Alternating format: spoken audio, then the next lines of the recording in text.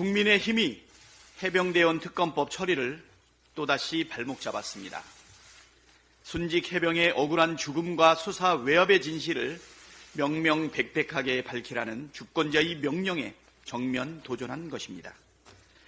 국민의 뜻을 외면하고 유족의 가슴에 대못을 박더라도 대통령 부부만 방탄하면 그만이란 것입니까? 이럴 거면 당명을 아예 방탄의 힘으로 바꾸십시오. 민심 동행을 운운하던 한동훈 대표의 공약도 새빨간 거짓말이었습니다.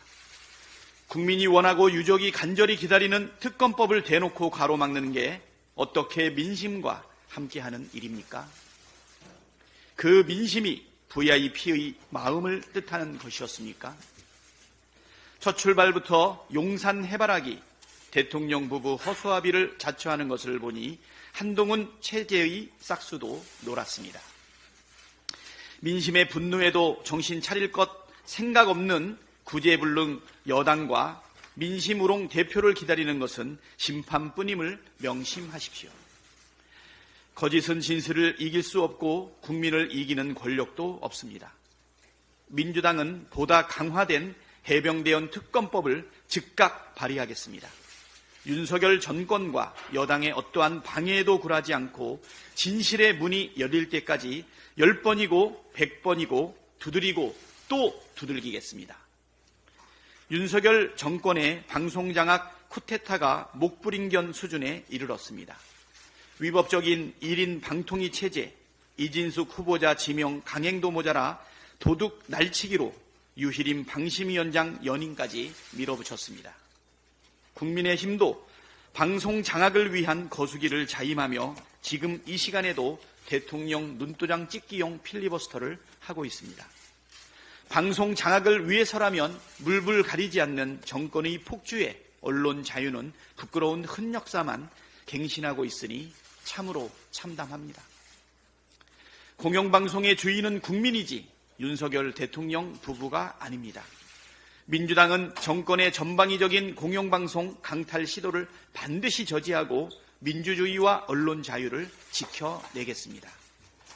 국민이 부여한 권한에 따라 방송사법을 흔들림 없이 처리하고 중요한 국가기관인 방통위를 불법적으로 운영해온 책임을 엄히 묻겠습니다. 어제 이상인 방통위원회에 대한 탄핵소추안이 국회에 제출됐는데 최대한 신속하게 관련 절차를 밟아가겠습니다. 지난 이틀간의 방통위원장 청문회를 통해 이진숙 후보자는 방통위를 이끌 최소한의 자격도 도덕성도 품격도 없다는 점이 확인됐습니다. 일말의 양심이라도 있다면 스스로 그 자리에서 내려와야 할 것입니다. 만일 100% 부적격 인사인 이 후보 임명을 강행한다면 국회는 국민의 명령과 상식에 따른 합당한 절차를 진행하겠습니다. 거듭 말씀드리지만 독재 정권식 찬양방송으로 공영방송을 제 아무리 도배해도 총체적 국정 실패를 은폐할 수는 없습니다. 민생경제의 추락 속도가 가팔라지고 있습니다. 극심한 내수 침체로 지난 2분기 성장률이 마이너스 0.2%를 기록하며 1년 6개월 만에 역성장의 수렁에 빠졌습니다. 연초 뚜렷한 경기 회복세의 가속화를 운운하면서 샴페인을 터뜨리더니 국민을 상대로 결국은 장밋빛 공수표만 남발한 셈입니다. 앞으로가 더 문제입니다. 하반기에는 내수가 나아질 기미가 없는 데다 최근 발생한 위메프, 티몬 사태로 소비 심리가 얼어붙을 경우 상황은 더욱 심각해질 수 있습니다. 각별한 위기의식을 바탕으로 국민의 소비 여력 확충과 내수 회복을 위한 과감한 재정 정책을 조속히 수립해야 합니다.